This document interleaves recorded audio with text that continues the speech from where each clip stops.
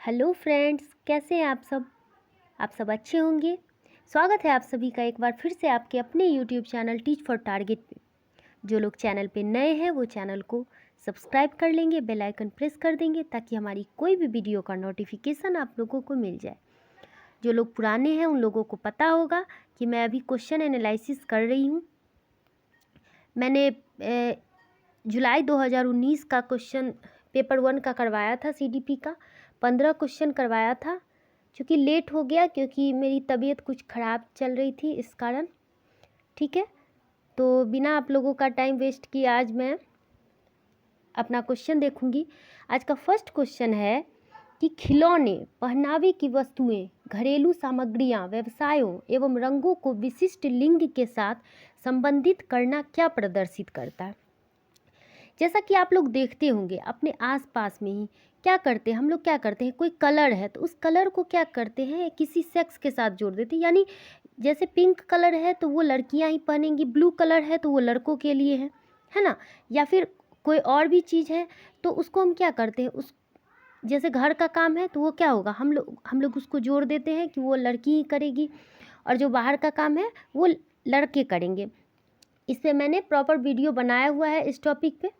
ठीक है, जो लोग नहीं देखे हैं उन लोगों को लिंक डिस्क्रिप्शन में मिल जाएगा, या आप लोग इस चैनल को जब सब्सक्राइब कीजिएगा तो वहाँ पे प्लेलिस्ट मिलेगा। ठीक है, आप लोग जब प्लेलिस्ट को खोलिएगा तो उसमें आप लोगों को क्वेश्चन सेशन का अलग मिल जाएगा, उसके बाद टॉपिक वाइज जो मैंने करवाया है उसका अलग मिल जाएगा, मैथ का मिल जाएगा, EVS का मिल जाएगा। ठीक है, और जितने भी 7वें चरण से लेटेस्ट न्यूज़ है वो सब आपको मिल जाएगा। ठीक है, अब हम लोग देखते हैं क्वेश्चन को कि ये सब जो हम देखते हैं वो चीज़ क्या है। मतलब जैसे हम अपने आस पास में ही देखते हैं कि महिलाओं और पुरुष के साथ जो भेदभाव किया जाता है या किसी भी चीज़ को जोड़ दिया जाता है वो क्या है, हमने पढ़ा है कि वो जेंडर स्टीरियोटाइप है, यानी जेंडर रूढ़िवादिता। ठीक है, ये सब कुछ भी नहीं है, ये सब ऐसे ही आपके माइंड को डाइवर्ट करने के लिए है। ये थर्ड ऑप्शन इसका सही हो जाएगा कि ये जेंडर रूढ़िवादिता है। ठीक है, नेक्स्ट क्वेश्चन देखेंगे कि एक शिक्षक को चाहिए कि एक शिक्षक को क्या चाहिए, यह संप्रेषित करे कि वह कक्ष में सभी संस्कृतियों का सम्मान करता है एवं महत्व देता है। तो सही बात है कि एक शिक्षक को क्या होना चाहिए कि आप सभी कल्चर को इम्पोर्टेंस दे रहे हैं। आप उसके वो कोई भी संस्कृति का हो, वो मतलब किसी भी चीज़ को फॉलो कर रहा है, वो किसी भी समाज से आया हो, आप उसके संस्कृति को क्या कर रहे हैं, सम्मान दे रहे हैं, उसको रिस्पेक्ट कर रहे हैं, उसको इम्पोर्टेंस दे रहे हैं। तो क्या होता है, उससे बच्चा को लगता है कि हाँ ये मतलब ये जो है सो हमारा अपना वातावरण है। हम लोग कहते हैं ना कि उसको उसके घर को के वातावरण को जोड़ते हुए उसको ज्ञान प्रदान करना चाहिए या नॉलेज देना चाहिए। तो क्या होता है, बच्चा बेहतर सीखता है। ठीक है, तो फर्स्ट ऑप्शन ही यहाँ पे सही लग रहा है। सेकंड हम लोग देखेंगे फिर भी कि वह विद्यार्थी के बीच तुलना को अधिकतम कर नहीं। आप क्या कर, एक शिक्षक का ये कार्य नहीं होना चाहिए कि हाँ देखो राजू जो है सो तुमसे ज़्यादा तेज है और तुम जो है सो कम हो। नहीं, ऐसा नहीं हम लोगों को करना है, एक शिक्षक का ये कर्तव्य नहीं होना चाहिए। थर्ड है कि वह विशेष संस्कृति समुदाय के बच्चों को बढ़ावा दे रहा है। वो क्या कर रहा है, किसी एक विशेष समुदाय के कि हाँ तुम तो मेरे बिरादरी के हो तो मैं तुम्हें जो है सो ज़्यादा महत्व दे रहा हूँ। ऐसा नहीं करना है शिक्षक को। शिक्षक के लिए जो है सब एक समान होना चाहिए, उसे सब बच्चों के साथ समान बर्ताव करना चाहिए। ठीक है, फोर्थ है वह विद्यार्थियों के बीच सांस्कृतिक विभिन्नताओं तथा विविधता की अनदेखी करे। नहीं, ऐसा भी नहीं करना है। मैंने आप लोगों को बताया कि उसे ये महसूस कराना है कि आप उसकी संस्कृति को रिस्पेक्ट कर रहे हैं, उसके संस्कृति को सम्मान कर रहे हैं। ठीक है, इसलिए फर्स्ट ऑप्शन सही हो जाएगा। नेक्स्ट क्वेश्चन देखेंगे कि निम्नलिखित संरचनाओं में से शिक्षा का अधिकार अधिनियम 2009 किसकी वकालत करता है।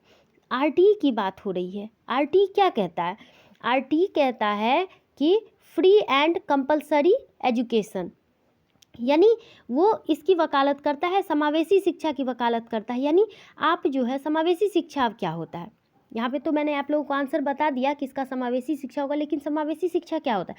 समावेशी शिक्षा यानी इंक्लूसिव एजुकेशन, ये क्या कहती है, ये कहती है विभिन्नता में एकता की बात करती है कि आप किसी भी समाज से आए हैं या आप स्लो हैं या आप क्रिएटिव चाइल्ड है या आप गिफ्टेड चाइल्ड है, उससे उसको कोई मतलब नहीं है। आपको क्या करेगा, वो एक छत के नीचे साथ में पढ़ाएगा, यानी आप लोगों को अलग नहीं करेगा। आपको एक साथ शिक्षा प्रदान कर रहा है, इसलिए इसका आंसर समावेशी शिक्षा होगा। मुख्य धारा शिक्षा यहाँ पे नहीं होगा, एकीकृत शिक्षा नहीं होगा। हाँ, एकीकृत शिक्षा यानी इंटीग्रेटेड एजुकेशन भी सही है, पर वो जो है वो आपके नीड को, जो आपकी ज़रूरत है उसके हिसाब से चेंज नहीं करता है, वो सिस्टम को चेंज नहीं करता है।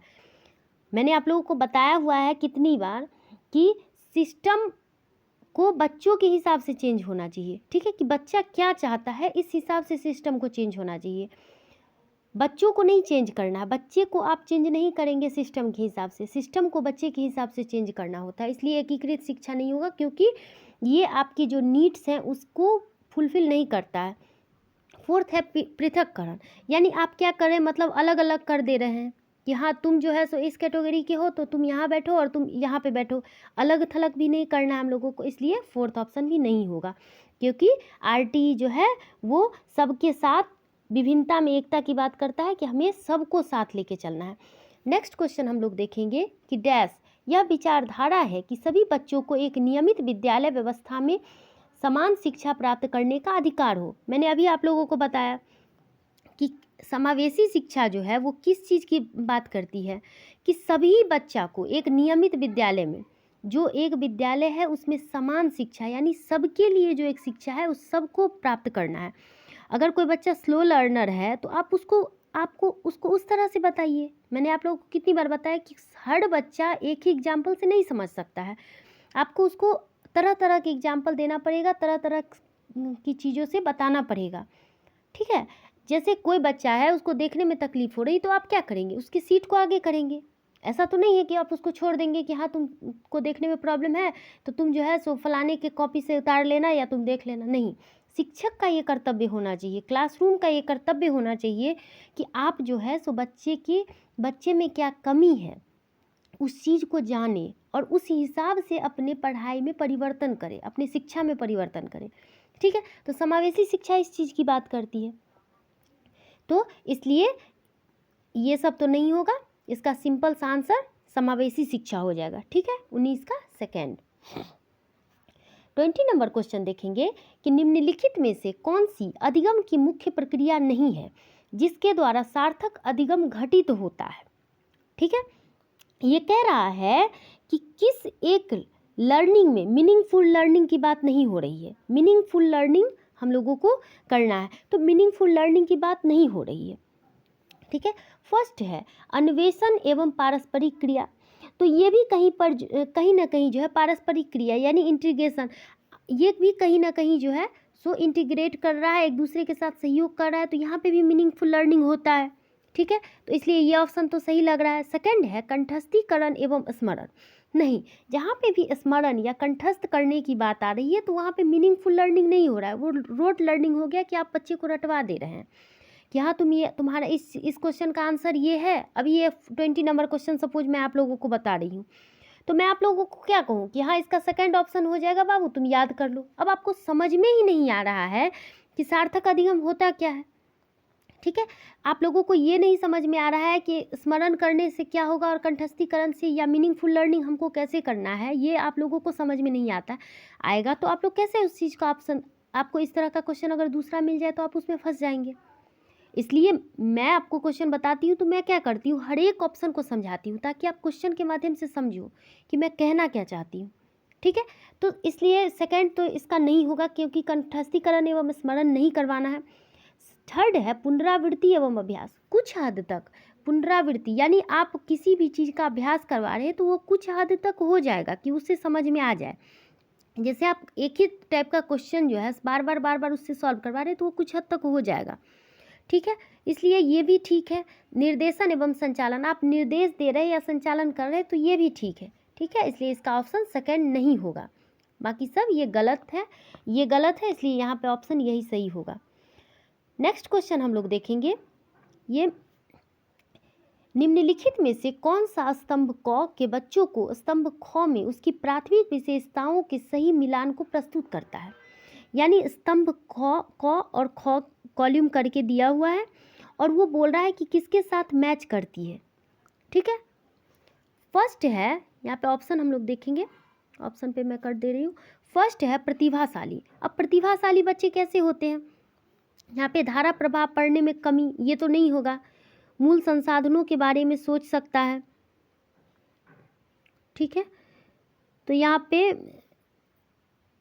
ये सही लग रहा है, नहीं, फर्स्ट का जो है वो शीघ्रता से एवं स्वतंत्र रूप से सीखने की योग्यता, ए का जो है वो फोर्थ हो जाएगा। सॉरी, मैं आप लोगों को यहाँ पे मिलान कर दे रही हूँ। ए का जो है वो फोर्थ हो जाएगा, ठीक है। बी है अधिगम अशक्तता, यानी जो बच्चे में कोई प्रॉब्लम है तो उसको क्या होगी, उसे धारा प्रवाह पढ़ने में कमी होगी, ठीक है। सृजनात्मक, सृजनात्मक क्या करेगा, सृजनात्मक बच्चा जो होगा, क्रिएटिव बच्चा जो होगा, वो क्या करेगा, मूल समाधानों के बारे में सोच सकता है। और डी है कि अवधान कमी, अतिसक्रियता, व्यतिक्रम, यानी एडीएचडी की बात हो रही है। तो एडीएचडी बच्चा जो होता है वो क्या करेगा, शीघ्रता से एवं स्वतंत्र रूप से सीखने, सॉरी, आसानी से विचलित होने की आदत होती है उसमें। वो क्या करेगा, एक जगह जो है सो अपने माइंड को कंसंट्रेट होके किसी भी चीज़ को नहीं सीख सकता है। वो क्या करेगा, आसानी से विचलित हो जाता है, इसलिए डी का थर्ड हो जाएगा। तो यहाँ पे ए का, फर्स्ट का मैंने बताया था 4 और सेकंड का बताया था फर्स्ट, इसलिए यहाँ पे थर्ड ऑप्शन सही हो जाएगा, ठीक है। आप लोग क्या कीजिएगा, हर एक क्वेश्चन को रोक के, पॉज करके, और उसके बाद जो है सो उस चीज़ को देखिएगा और फिर अपने से खुद से बनाने की कोशिश कीजिएगा। इसका थर्ड ऑप्शन हो जाएगा। नेक्स्ट क्वेश्चन है कि बच्चे प्रभावी रूप से सीखते हैं जब, कोई भी बच्चा प्रभावी रूप से कब सीखता है, जब वो सक्रिय रूप से भाग लेगा किसी भी चीज़ में, किसी भी एक्टिविटी में। वो क्या करेगा कि बच्चा बेहतर कब सीखेगा, जब प्रभावी अधिगम होगा, तब बच्चा विभिन्न, मतलब तब क्या करेगा, बच्चा जो है सो विभिन्न गतिविधि में सक्रिय रूप से भाग लेगा और फिर जो है सो बच्चा सीखेगा। फर्स्ट ऑप्शन देखेंगे कि वो विभिन्न गतिविधियों एवं कार्यों में सक्रिय रूप से भाग लेते हैं। सही है कि बच्चा क्या कर रहा है कि हर एक गतिविधि में सक्रिय रूप से, यानी वो एक्टिव है और उस चीज़ में भाग ले रहा है, तो वो क्या करेगा, वहाँ पे प्रभावी रूप से सीखेगा, बेहतर सीखेगा। सेकंड है कि शिक्षक कक्षा में होने वाली सभी घटनाओं व बच्चों को पूर्ण रूप से नियंत्रित करता है। नहीं, आपको हिटलर नहीं बनना है कि हाँ आप क्या कर रहे हैं, उस चीज़ को नियंत्रित कर रहे हैं कि अरे तुमको ये काम नहीं करना है, तुमको मैं जिस तरह से बता रहा हूँ तुमको बस वही चीज़ देखना है, ब्लैक बोर्ड से उतारना है और घर चले जाना है, ठीक है। तो ये हम लोगों को नहीं करना है, हिटलर नहीं बनना है हम लोगों को, ठीक है। थर्ड है कि वे पाठ्य पुस्तक में दिए गए तथ्यों को याद करते हैं।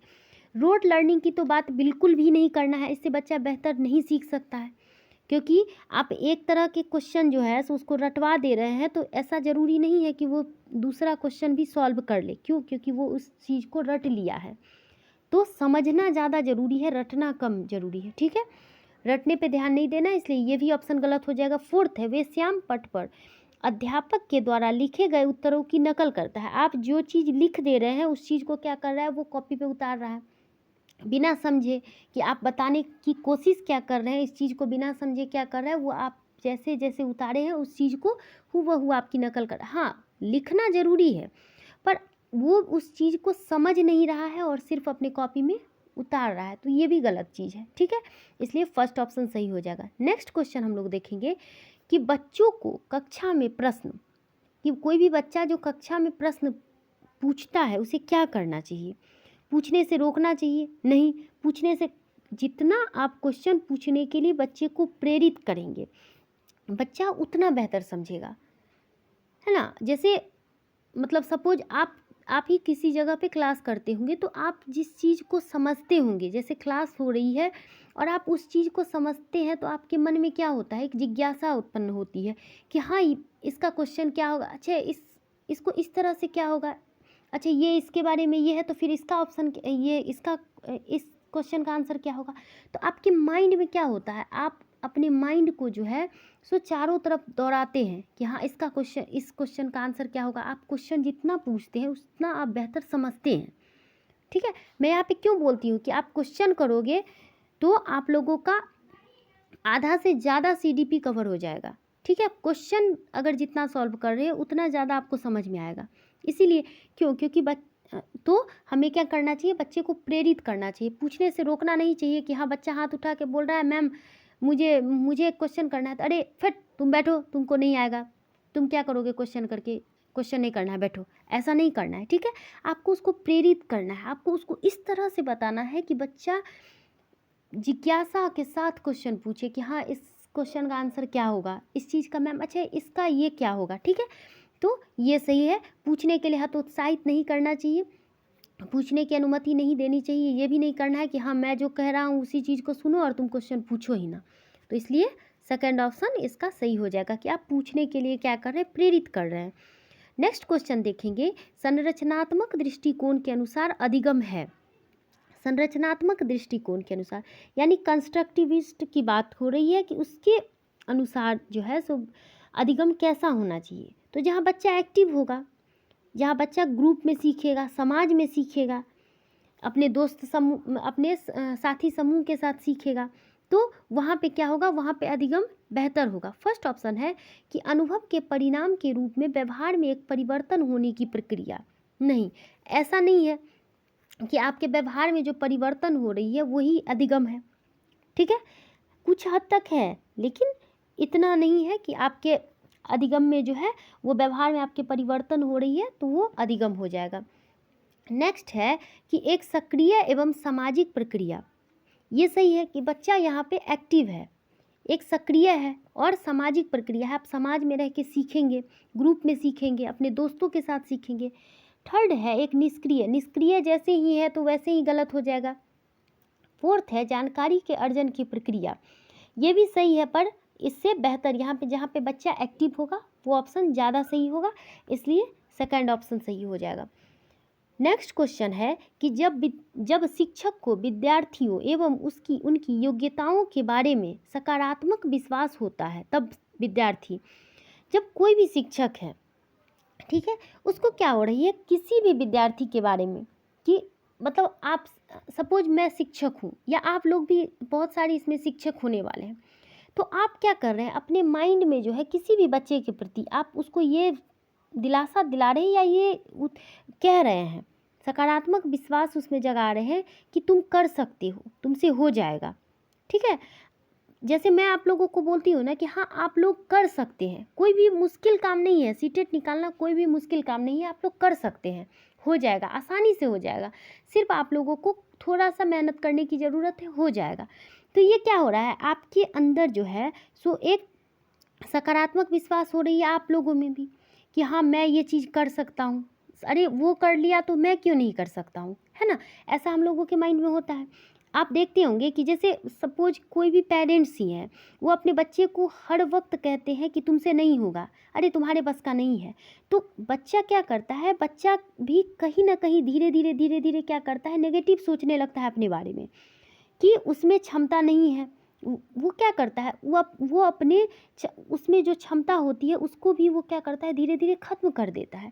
इसलिए शिक्षक के अंदर सकारात्मक विश्वास होना चाहिए, तो विद्यार्थी क्या करता है, बेहतर सीखता है, अच्छा सीखेगा और उस चीज़ का वो क्या होता है, वो उत्सुक होकर सीखता है, ठीक है। अब फर्स्ट ऑप्शन देखेंगे कि किसी भी रूप से प्रभावित नहीं होगा। कैसे नहीं प्रभावित होगा, आप अगर नेगेटिव सोच रहे हैं कि अरे तुमसे नहीं होगा, किसी भी स्टूडेंट को आप कह रहे हैं तुमसे नहीं होने वाला, तुम्हारे बस का ये नहीं है, जाओ तुम घर जाके बैठना, ठीक है, तो वो क्या होगा, उसके अंदर में भी हो जाएगा कि अरे सर बोल दिए हैं मेरे से तो नहीं होगा, ठीक है, तो ये नहीं करना है। सेकंड है सीखने के लिए उत्सुक एवं प्रेरित रहते हैं। सही है कि आप उसको जो है सो सकारात्मक विश्वास, अरे तुम कर लोगे, तुमसे हो जाएगा, करके तो देखो, प्रयास करके तो देखो, तो वो क्या होता है, उत्सुक होता है और प्रेरित होता है किसी भी चीज़ को करने के लिए, ठीक है, सेकंड ऑप्शन सही है।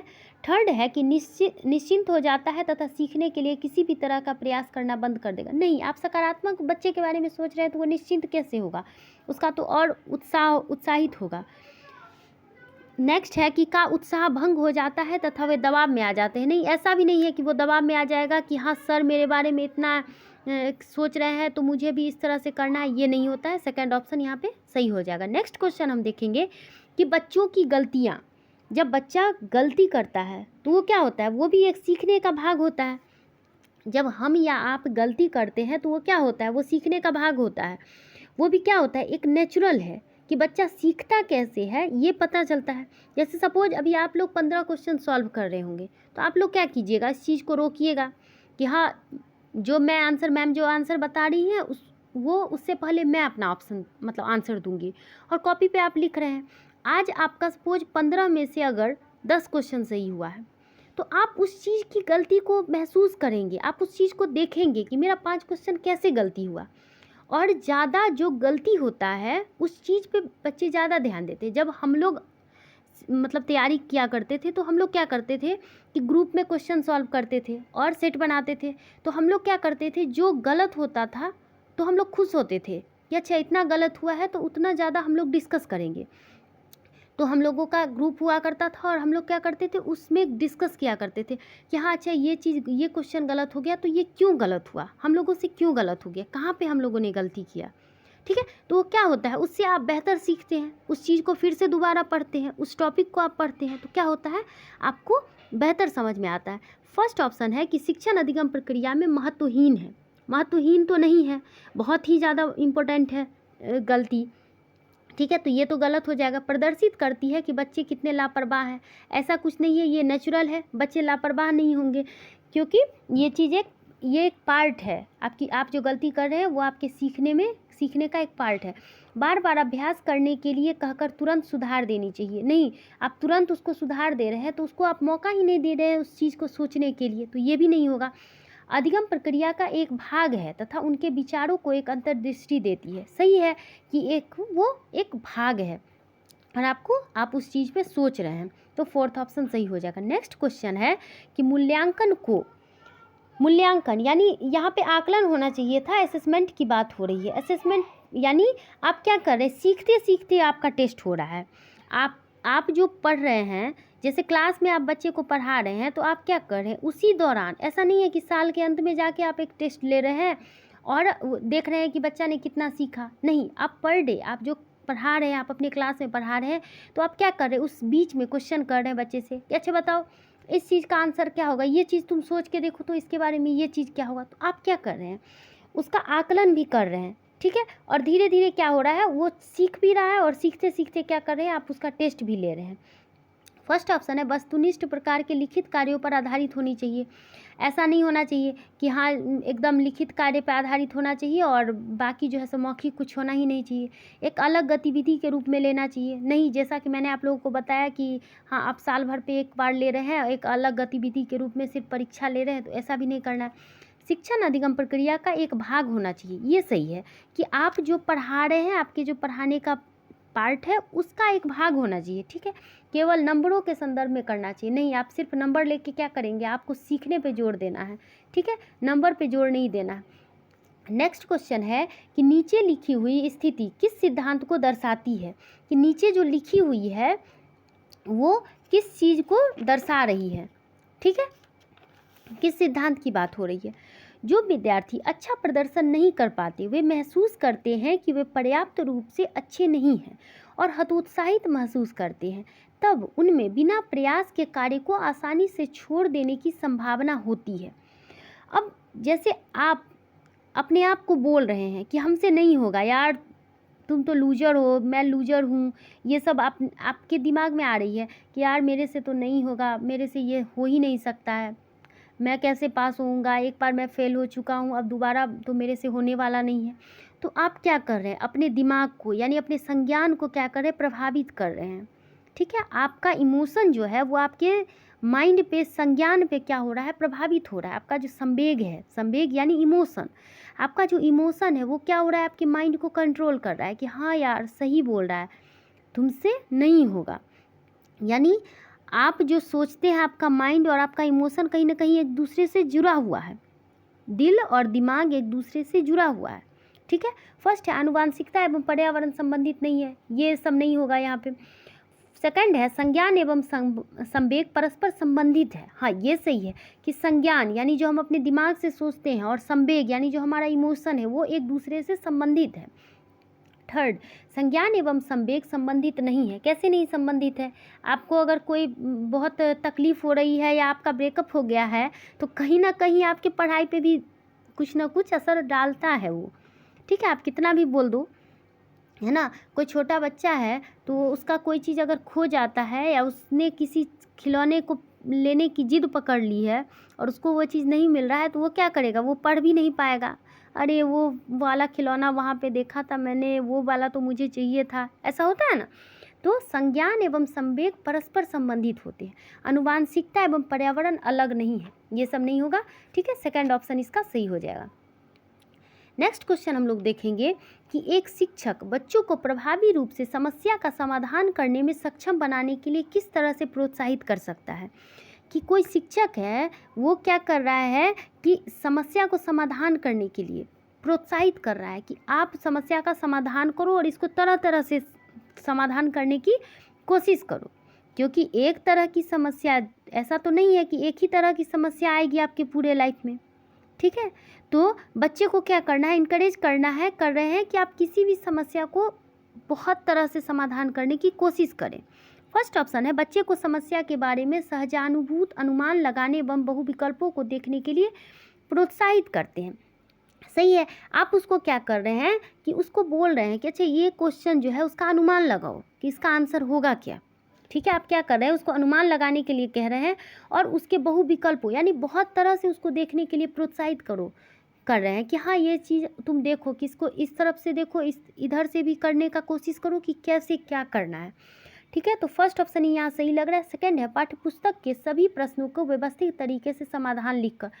आप पूरे क्वेश्चन को जो है सो व्यवस्थित तरीके से लिख रहे हैं और आप समझ नहीं रहे हैं, कुछ एकदम सुंदर सुंदर राइटिंग में लिख रहे हैं, तो ये भी बेहतर नहीं है।